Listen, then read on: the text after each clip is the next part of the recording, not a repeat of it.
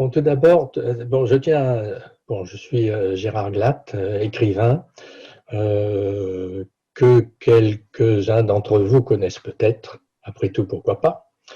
La première chose que je vais faire, c'est tout d'abord de remercier les organisateurs, et notamment donc Philippe Delamaqueur qui m'a aimablement invité. Au tout départ, précisément, Philippe de Rémaqueur m'avait proposé d'évoquer, de parler de poésie. Je me suis dit pourquoi pas, et parce qu'après tout, bon, la poésie, c'est quand même pas l'essentiel de la littérature, malheureusement, au niveau de la lecture, parce que peu de gens lisent la poésie. Mais sans la poésie, est-ce que la littérature existerait? Je n'en suis pas certain. D'ailleurs, la preuve, je veux juste lire un petit passage du Nuage en pantalon de Vladimir Maïakovski. Je ne sais pas si on le voit là en clair. Et voilà ce qu'il dit.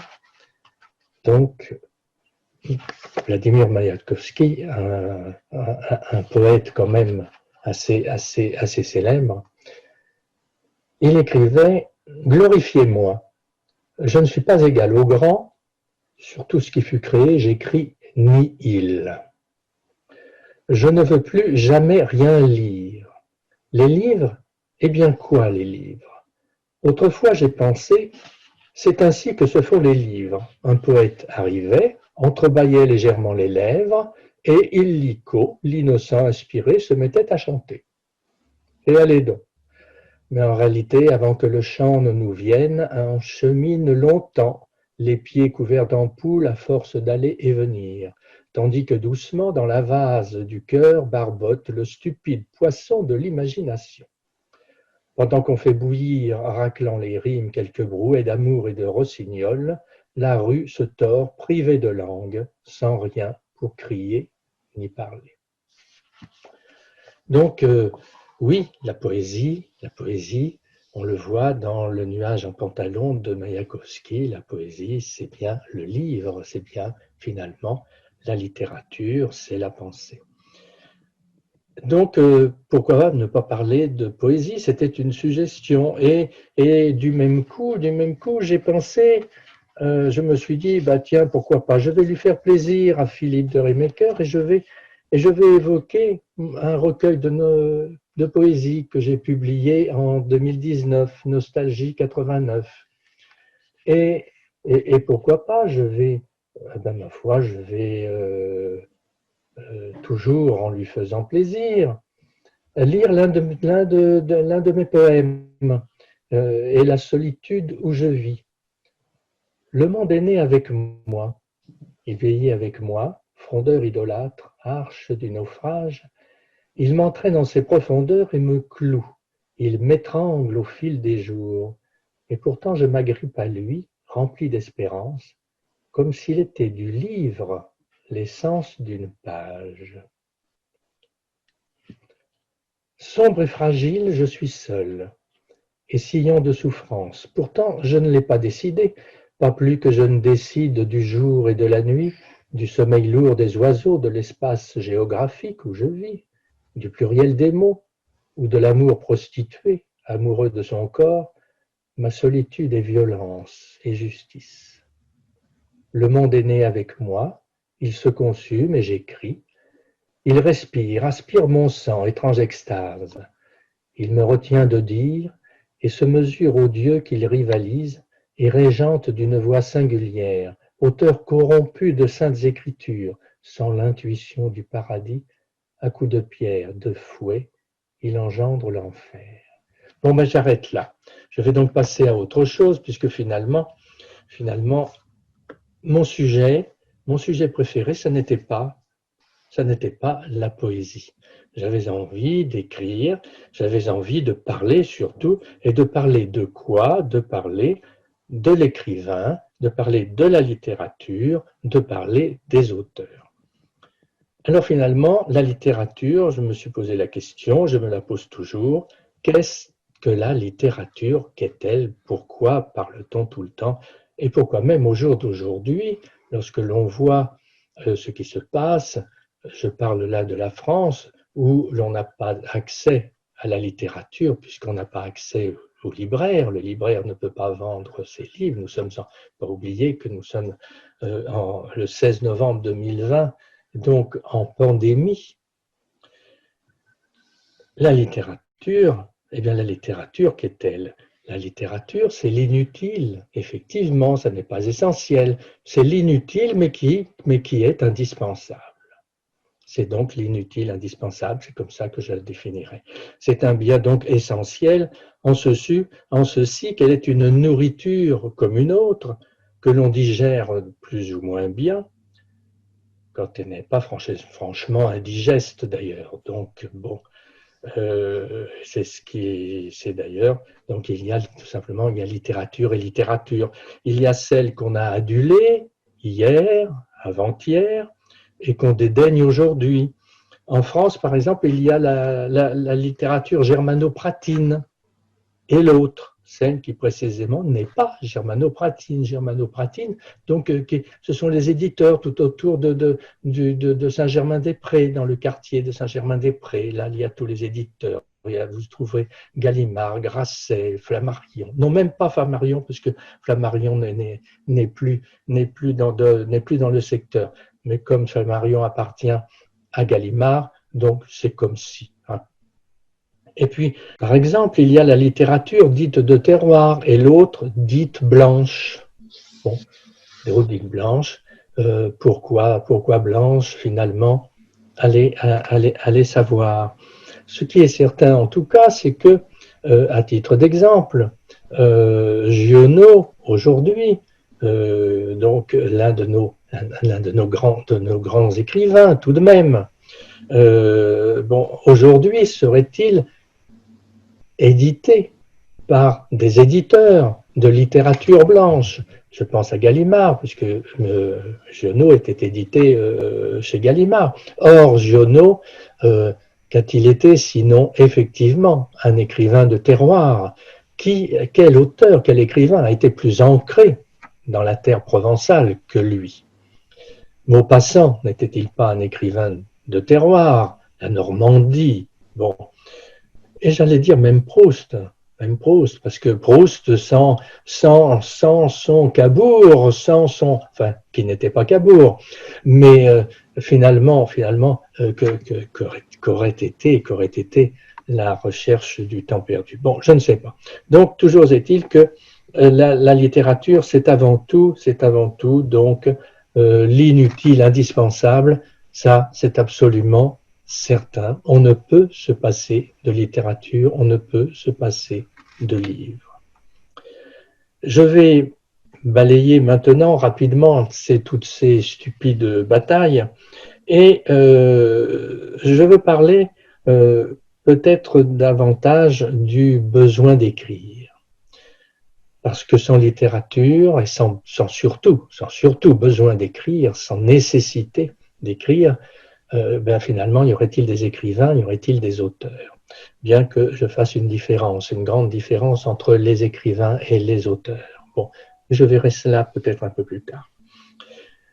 Bien loin donc de toutes ces batailles, qu'on disait donc précisément Roger Vrigny, et dans un petit livre qu'il avait intitulé Le besoin d'écrire. Bon, là, il y a, vous le voyez, ce livre, Le besoin d'écrire, édité chez Grasset, avec tout un tas de petits papillons autour, parce que plutôt que de parler moi-même, je préfère que vous entendiez Roger Vrigny, et j'y tiens d'autant plus, d'abord qu'il a été mon professeur de latin-français, il a été prix Femina, il a été grand prix de la littérature de l'Académie française pour son œuvre, et il a été également, outre mon professeur, il a été aussi mon premier éditeur chez Calman Lévy.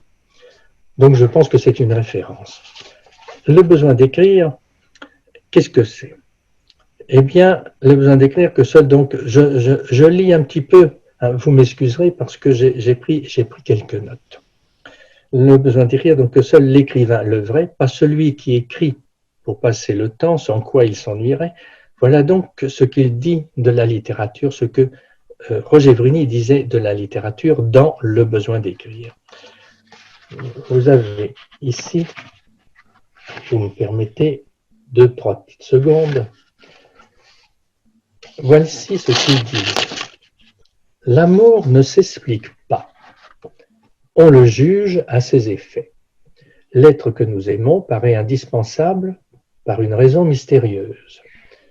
Et en plus de son attrait personnel, il possède une particularité qui répond à notre désir, à ce qui nous manque.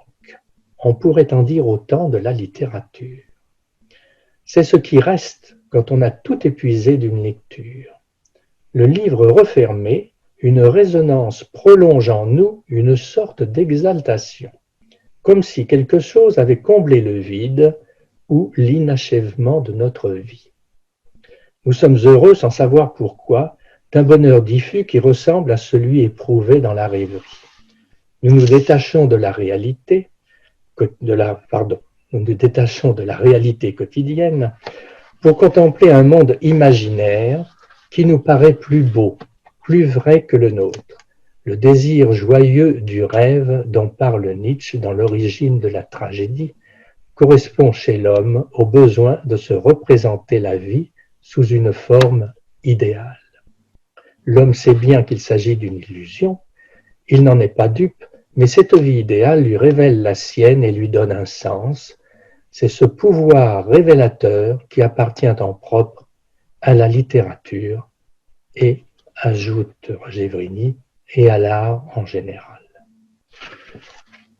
La voilà notre littérature. Et elle apparaît bien ici comme véritablement indispensable. Maintenant, je voudrais, puisque la littérature, bon, a été, je viens de la définir par l'écriture de Roger Vrigny, qu'est-ce qu'un écrivain? Et l'écrivain, pourquoi écrit-il? Donc là, le sujet propre de ce livre, le besoin d'écrire, je vais essayer d'en parler un petit peu. Donc, écrire, c'est un besoin, c'est une nécessité, je l'ai dit tout à l'heure. Mais ce besoin, cette nécessité, d'où proviennent-ils? Après tout, ce peut être inné. On peut naître avec ce besoin d'écrire. Mais dans certains cas, et même dans l'essentiel des cas, je ne pense pas que ce soit tout à fait ça. Par exemple, je vais me considérer. Si je me considère, que se passe-t-il? À l'âge de 7-8 ans, je suis malade.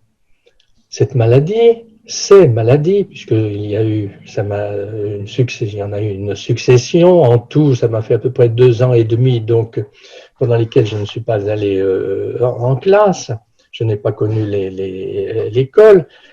Mais qu'est-ce que j'ai fait pendant ces 2 ans et demi? Et grâce à mes parents d'ailleurs. Je savais lire à 7 ans. Que faisait ma mère? Elle m'achetait un petit livre tous les jours, ainsi que certaines fois des planches à découper d'ailleurs. Donc il fallait construire ensuite des petites maisons, tout ça. Bon. Mais j'avais toujours ce livre. Et puis chaque vendredi soir, mon père m'apportait un livre. Il achetait un livre plus important, un livre de 100, 150 pages. J'ai lu l'île au trésor, j'ai lu tout un tas de Dernier des Mohicans. Ce sont des livres que j'ai lus tandis que j'étais malade. Et je peux me demander, je peux me dire, mais finalement, est-ce que le besoin d'écrire n'est pas provenu de là? Tout simplement, à force de lire, est-ce que je n'avais pas un désir? Est-ce que le désir ne s'est pas fabriqué tout simplement, j'allais dire, de mimer, peut-être pas seulement de mimer, de reproduire ce que d'autres m'avaient apporté de plaisir, de contentement, ou même ou certaines fois de mécontentement, puisque bon, tous les personnages dans les livres ne sont pas nécessairement agréables, et il n'est pas toujours donc agréable de vivre avec eux le temps d'un livre. Et donc, à partir de là, je me pose la question, comment, d'où vient ce désir profond, donc, et ce que je viens de dire, tout simplement, est-il provenu à force de lire, ou bien, euh, ou bien n'est-ce pas aussi le désir de créer, de retenir l'instant, de retenir ce que l'on vit, de reproduire ce que l'on vit, de réécrire ce que l'on vit, et tout cela pourquoi? Pour l'inscrire au fronton de l'éternité. Et ça, c'est la question que je me pose, parce qu'effectivement, écrire, n'est-ce pas, écrire au fronton de l'éternité ce que l'on vit, ce que l'on imagine, et se donner donc pour l'éternité aux autres. Ils en feront bien sûr ce qu'ils voudront. Je vais vous lire là, encore une fois, un peu de Roger Vrigny, ça ne sera pas la dernière. Et voici ce qu'il dit, du besoin, dans une certaine mesure, peut-être de ce besoin d'écrire. Le fait qu'un certain nombre d'individus, pour vivre ou pour passer le temps, éprouvent le besoin de nous dire par écrit comment ils vivent et à quoi ils passent le temps, à première vue, ce n'est pas naturel. Je viens un petit peu de le démontrer. C'est vrai que à première vue, ce n'est pas naturel. Bon. Il faudrait remonter loin dans sa mémoire et retrouver le premier instant, vierge de toute idée préconçue, de toute habitude, de toute ambition, où on s'est assis seul devant une table avec de l'encre et du papier pour se représenter quelque chose.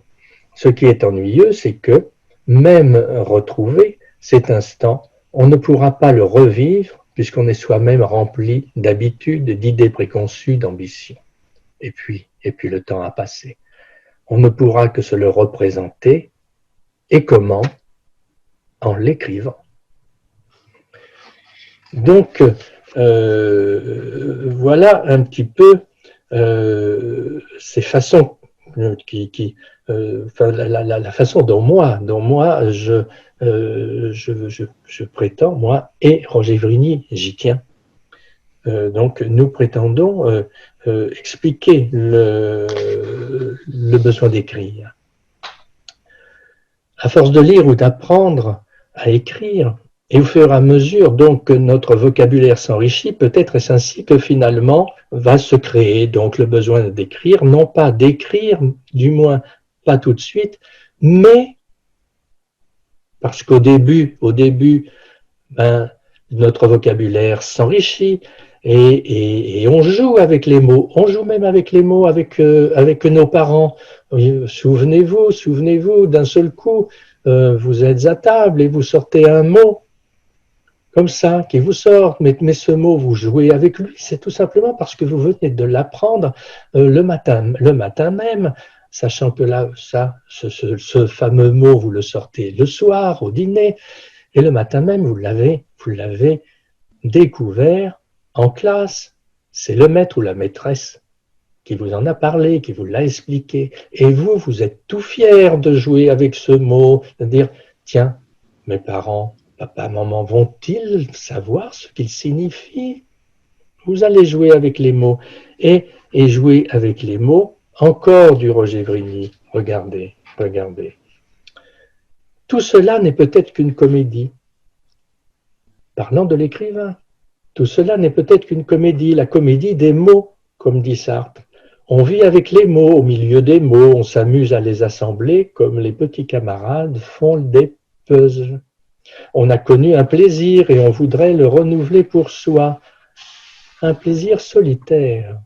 Ça, c'est le besoin d'écrire et c'est là, maintenant, ça n'est plus l'enfant qui parle, c'est l'écrivain qui constate. Un besoin solitaire, un plaisir solitaire, la vocation littéraire, c'est d'abord une forme de l'onanisme. Il est préférable de ne pas en rester là.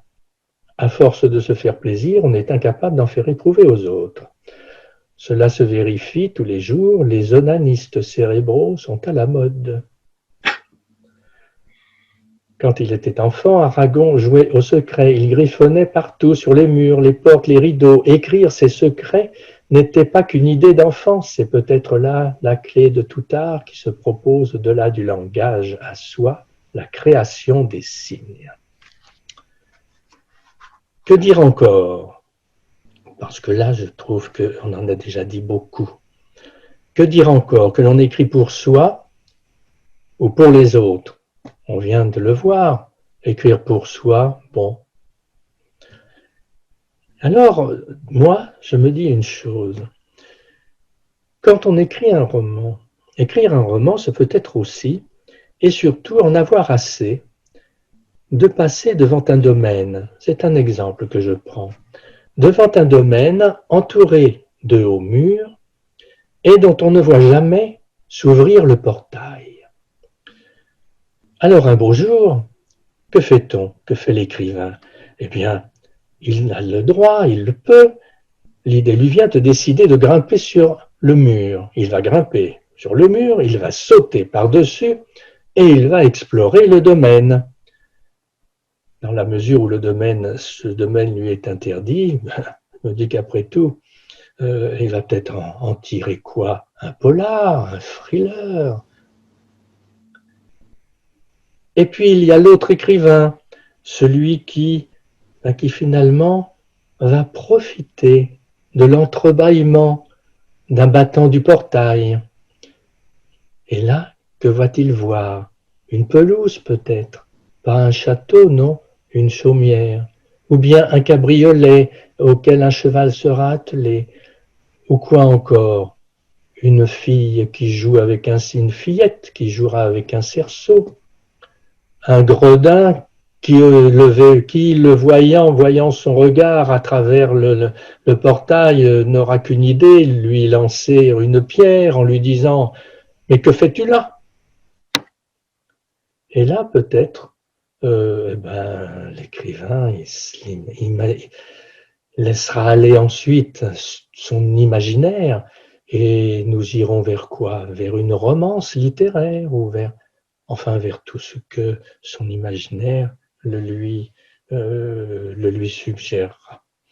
Et alors, quel bonheur pour lui de taper sur le clavier, puisque maintenant c'est quand même, on se sert davantage du clavier que de la plume ou du stylo à bille.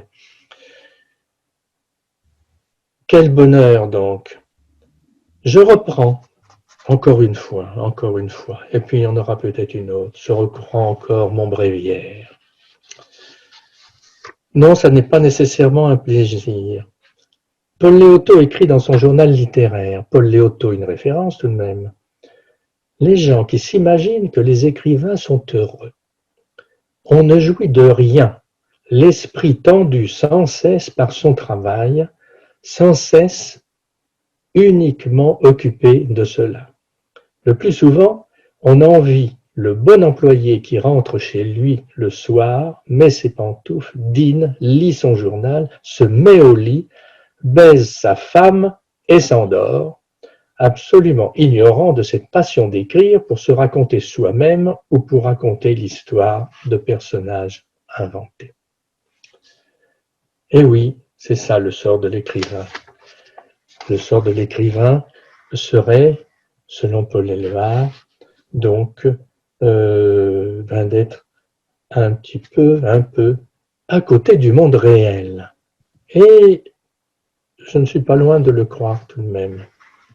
Parce qu'effectivement, écrire un roman, je le sais depuis le temps, Écrire un roman, c'est s'inventer, c'est vivre, non pas avec des personnages, mais c'est vivre avec des personnes à part et entière, qui, dont la mort, certaines fois, est annoncée. Et vous, comme écrivain, mais vous n'avez pas du tout envie que ces personnages meurent, mais vous dites, mais non.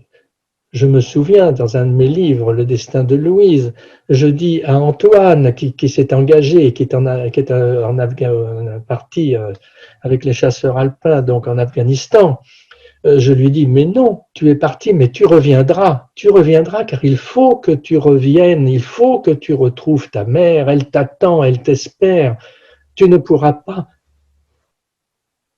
Mais il me regardait, goguenard, en me disant, je suis désolé, c'est là-bas que je mourrai. Et il a tenu bon, il est mort là-bas. Donc c'est vrai que la vie de l'écrivain n'est pas toujours aussi simple, même si, je le dis, pour ma part, je ne suis pas de ceux qui vont dire « Oh là là, que ce livre m'a fait souffrir, mon Dieu, mon Dieu !» Ça arrive certaines fois, on en voit qui sont interviewés et qui disent « Oh, c'était une vraie souffrance !» Mais non, écrire, ça ne peut pas être une souffrance. Ça n'est pas possible, sinon faites autre chose. C'est vraiment ce que j'aurais envie de dire. À quoi sert-il de souffrir le temps que l'on est sur Terre? Bon, enfin bref, c'est ainsi. Donc, le besoin d'écrire, qu'est-ce que c'est? Eh bien, est-ce que Roger Vrigny, encore une fois, en dit ici, quand on écrit un livre, ou bien encore, peut-être est-ce une sensation de manque? Eh bien, allez, allons-y, ce seront les dernières fois que je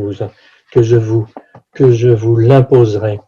Mais je vous avoue que pour moi, sans Roger Vrigny, je ne sais pas si finalement je pourrais parler aujourd'hui. Donc, profitons-en.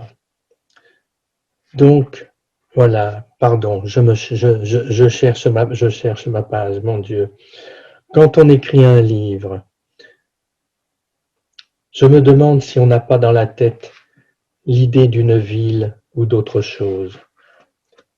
Je veux dire que dans l'acte d'écrire, il y a d'abord la volonté ou le désir enfantin, illusoire, de faire voir une réalité qui existe quelque part et que personne n'a encore vue. Et pour cause, puisqu'elle n'existera, cette réalité, que le jour où elle sera représentée. On prend pour modèle ce qu'on est en train de faire, on imite ce qu'on invente. Il continue. Est-ce encore le besoin d'écrire? Peut-être une sensation de manque, le sentiment d'une absence. Tout le monde sait qu'une absence, c'est ce qu'il y a de plus lourd à porter. On a besoin de la conjurer en lui donnant une forme, un langage. Pendant que j'écris ce matin, j'en ai une qui me pèse. Elle ajoute à tous mes gestes quelque chose de vague et d'inachevé. Elle est dans ma démarche, dans mes yeux, dans l'air que je respire, la musique que j'entends. Comme je voudrais vous en parler sans le dire pour me délivrer, et ce que je vous dirai de cette absence n'aura apparemment aucun rapport avec son objet, vous n'y reconnaîtrez personne, une silhouette, l'éclat d'un regard, la chaleur d'une main.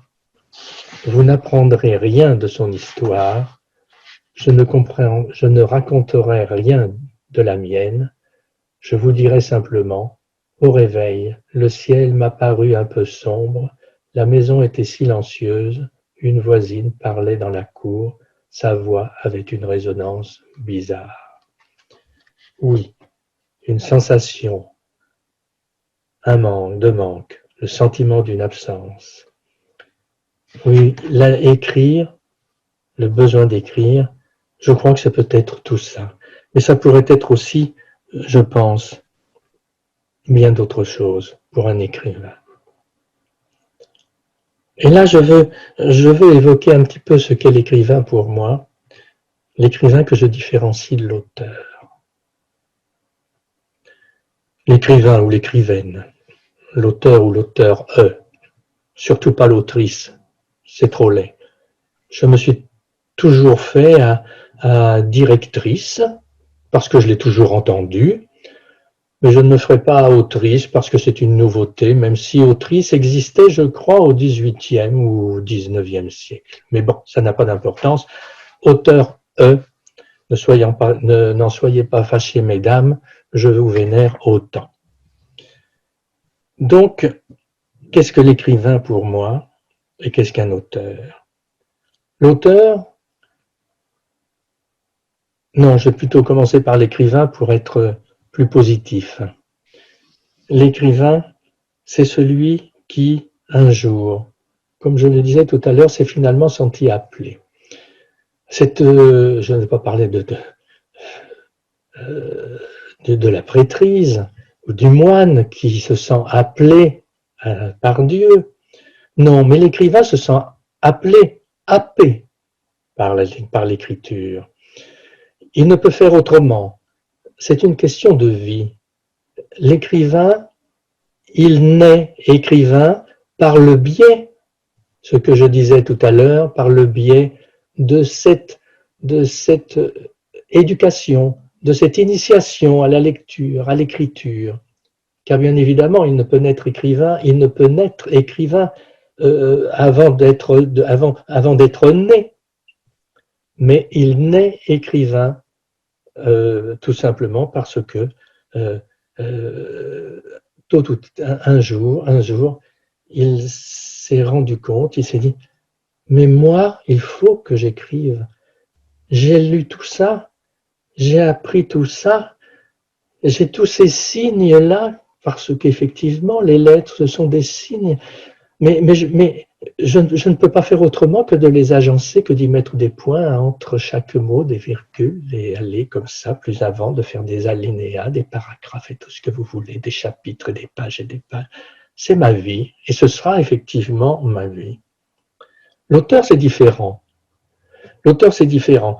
Je parle, par exemple, pour revenir à l'écrivain, j'y pense à l'instant. Serge Jancourt vient d'avoir lu le prix Femina pour la nature humaine, je crois, ou je ne sais plus, je me souviens plus exactement du titre, mais ça n'a pas d'importance. Que disait-il? Eh bien, dans une interview, je l'ai entendu, c'est exactement ça. Il écrit depuis l'enfance. Il n'a jamais pu faire autrement. Et j'étais ravi d'abord parce que c'est un bonhomme de belle envergure. Bon, et il avait cette voix presque câline en parlant de l'écrivain qui écrit depuis son enfance. Bon. Et il y en a d'autres comme ça. Et puis il y a donc les auteurs. Les auteurs, ce sont ceux qui, un jour, se sont dit, parce qu'ils s'ennuyaient ou parce qu'ils se sont à la retraite, et ils se disent, bon, qu'est-ce que je vais faire? Je vais quand même pas passer mon temps dans les musées, je vais quand même pas passer mon temps sur un canapé, en train de regarder la télévision, je vais tout de même pas, etc., etc., etc. Tiens, eh bien, je vais écrire, tout simplement. Et voilà. Ce qui n'empêche pas, je le dis, hein, ce qui n'empêche pas, ne leur empêche pas aux auteurs d'écrire de très bons livres, voire même des chefs-d'œuvre. Nombre d'auteurs se sont mis à écrire sur le tard. Il n'y a pas de problème. Mais ce que je veux dire, c'est que dans leurs veines ne coule pas le même sang. Il y a l'écrivain qui est fait pour écrire, et l'auteur qui, à un moment donné de sa vie, se dit pourquoi n'écrirais-je pas? Je suis au chômage aujourd'hui, mais je vais écrire, et vous allez voir ce que vous allez voir. Et certaines fois, il faut quand même bien le reconnaître, ça marche. Bon. Donc, voilà l'écrivain, voilà l'auteur. Il y avait juste une chose, ça, je me suis préparé ça, c'était hier, je me suis amusé, je pensais aux développeurs, parlant des auteurs, je pensais aux développeurs en informatique, les développeurs de code, que l'on appelle d'ailleurs, en informatique justement, on les appelle des dépisseurs de code. Alors, je dirais, bon, j'ai pensé, tout simplement, je me suis dit, tiens, eh bien les auteurs, ce seront mes pisseurs de ligne. Voilà, bon. Mais ça n'est pas négatif, c'est avec un certain humour, parce que je le sais, il n'y a pas de problème, il y a de grands auteurs qui ont qui ont écrit de très, très, très beaux livres. Bon. Mais c'est la différence à laquelle je tiens, voilà. Et puis, je vois que le temps passe. Et moi, je voulais aussi vous parler de 3 de mes livres. Alors, je vais le faire très, très rapidement si c'est encore possible. Je vais vous parler d'un livre, Une poupée dans un fauteuil. Pourquoi une poupée dans un fauteuil? Parce que, Roger Vrigny le disait tout à l'heure, parler de soi. Pourquoi parler de soi? Eh bien, parler de soi, oui, si, c'est important dans la mesure, pour un écrivain, ça peut être important dans la mesure où il se dit, je vais apporter quelque chose, je vais faire je vais représenter, je vais me représenter à travers les mots. Ça ne sera pas moi, c'est ce qu'il disait, parce qu'évidemment, j'ai mes habitudes. Et puis bon, par exemple, depuis l'enfance, si j'écris sur mon enfance, bon, ma foi, le temps a passé. Entre 7 ans et 76, vous permettez, j'ai pu tout à la fois oublier, reconstruire, refabriquer et à nouveau oublier. Le premier livre dont je veux parler, c'est Une poupée dans un fauteuil. Une poupée dans un fauteuil, le voici. Il a été édité aux éditions Horizon en 2008. Je l'ai écrit 8 ans après la mort de ma mère. Et je tenais à écrire ce livre. Je vais lire un petit peu, parce que comme le temps presse, je vais lire un petit peu des prières d'insérer derrière, en 4e de couverture. Un jour de juillet dans la rue, Valentine, c'était ma mère. Valentine perd soudain l'équilibre et dévale un escalier. Gravement blessée, incapable de bouger, elle appelle à l'aide. Mais les gens ce jour-là sont pressés. 6 mois plus tard, alors qu'elle y aspirait depuis plus de 15 ans déjà, Valentine rend enfin son dernier soupir. Une disparition dont son fils, un auteur à succès de théâtre de boulevard, refuse bientôt la permanence. À quelques années de là, il exorcise son mal de mère dans l'écriture de ce qui pourrait être un drame, mais on le retrouve comme acteur devant un public qu'il ne connaît pas, avec ses incertitudes, ses bonheurs, ses dérisions. Donc, je parle de ma mère, je suis censé être sur scène, et je vous parle d'elle. Et pour mieux parler d'elle, je ne vois rien d'autre que, j'en suis désolé, que de me citer. Je vais donc lire juste un passage. Et je pense que ça peut donner, ça donne une idée effective de ce qui existait entre ma mère et moi. Je suis dans ma chambre, assis devant ma table de travail. Peu importe ce que j'écris, peut-être un poème, une nouvelle. Des effluves de pâte encore chaude montent jusqu'à moi. Ce jour-là, ma mère venait de faire une tarte aux abricots. On croirait qu'elle s'insinue dans l'épaisseur des murs pour le seul plaisir de me distraire. J'ai le stylo à la main, mais il est suspendu au-dessus du papier. J'ai l'air lointain, le regard vague, parce que je viens d'abandonner ce que j'écrivais il y a un instant, cette nouvelle, ce poème. et parce que j'en suis déjà au stade de la lévitation gourmande. Alors bientôt, je descends à la cuisine où Valentine, un peu vieillissante, c'est ainsi que je la retrouve dans ma mémoire, est en train d'officier. Lorsqu'elle m'aperçoit, le nez dans l'embrasure de la porte, elle me fait un grand sourire, mais que l'accompagne d'un non de la tête. Un non pincé, plein de malice. Car c'est un jeu entre elle et moi dont nous seuls connaissons les règles, une parodie dramatique. Je fais mine d'être déçu, j'esquisse un mouvement de recul, un pas en arrière. Mais Valentine me retient aussitôt d'un geste pressé, presque trop insistant. Elle sort du four ce chausson tout fumant garni d'abricots dorés, de raisins secs et d'amandes effilées qu'elle a confectionnées avec application dans un reste de pâte dont elle me promet déjà la plus belle moitié. Elle le sort du four, à l'entrée duquel elle l'avait laissé, pour que nous puissions, rien que nous deux, en catimini, en découvrir toutes les saveurs, celle de l'abricot légèrement caramélisé, celle des raisins et celle de la pâte, ni vraiment sablée, ni vraiment brisée. Valentine, c'était cette complicité de chaque jour, de chaque instant, qui me rend son absence parfois si difficile à supporter, et bien d'autres choses encore, mais je n'aurai jamais le temps de vous les lire.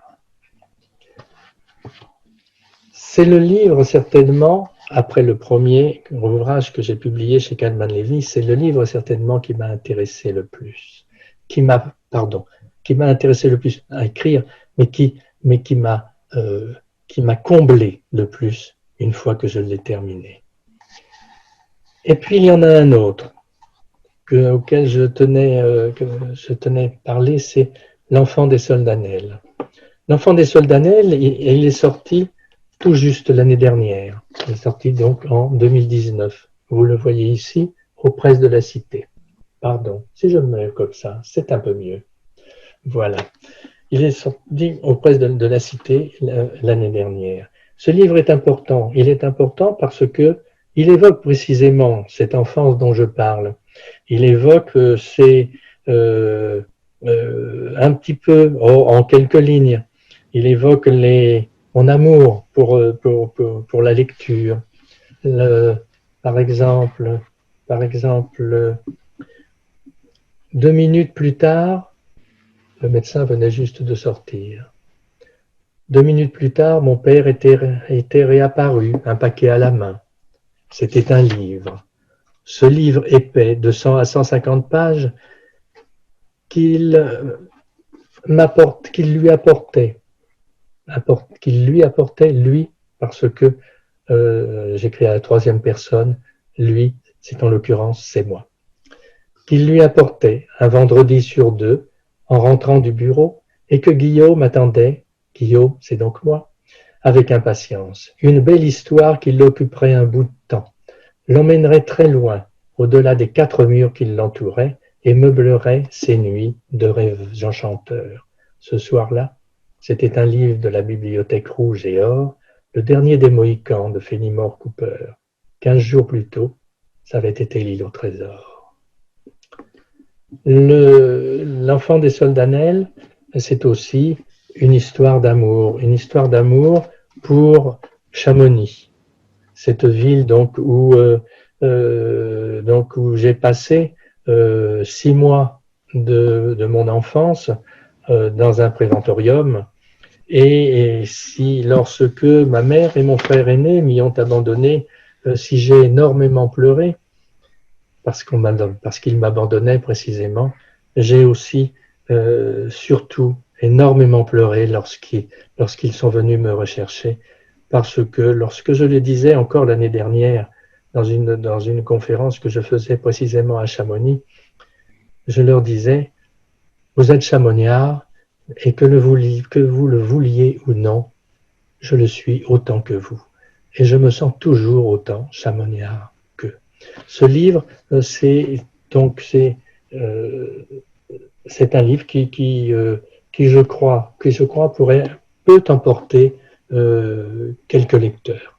Donc, je le remontre ici. Et je terminerai par Tête de paille. Tête de paille, le voici. Tête de paille, vous le voyez, vous avez même son portrait. Tête de paille, c'était mon jeune frère, nous avions 1 an de différence, il était handicapé mental.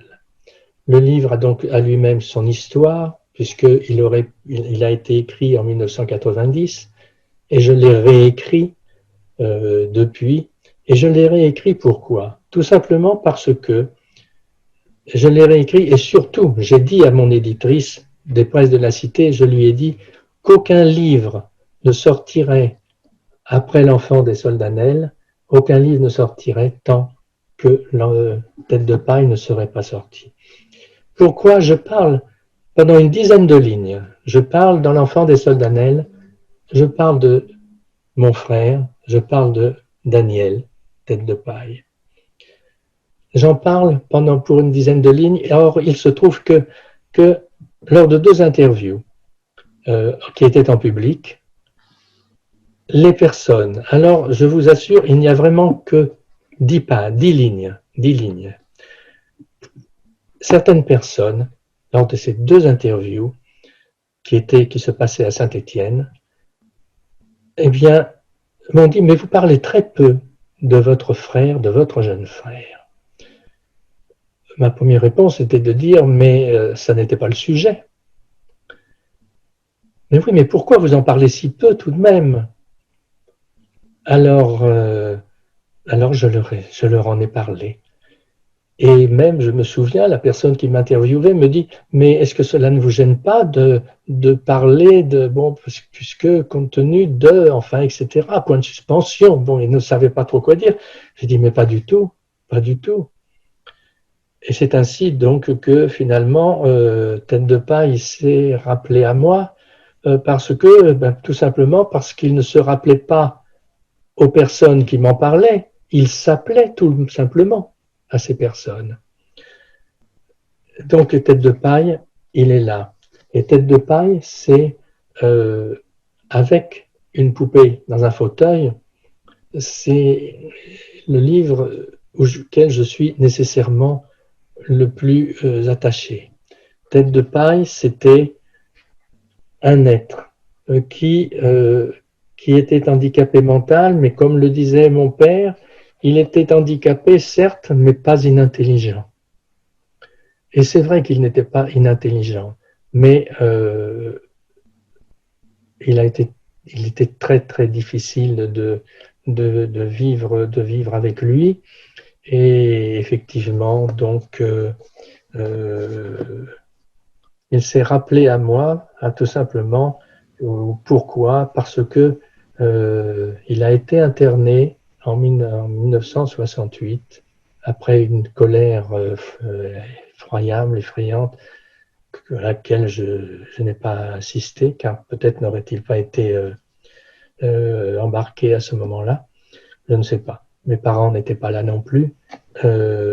Et il se trouve que il est mort en 84, après avoir été interné en 68, et pendant les 16 ans qui se sont écoulés, durant ces 16, je ne l'ai pas revu une seule fois. Et c'est pour ça que je dis qu'il s'est rappelé à moi. Et il est essentiel. J'insiste particulièrement, d'abord parce que aucun des droits, je ne recevrai aucun des droits, tous les droits que je recevrai pour ce livre seront donnés à une association, Les Jours Heureux, qui précisément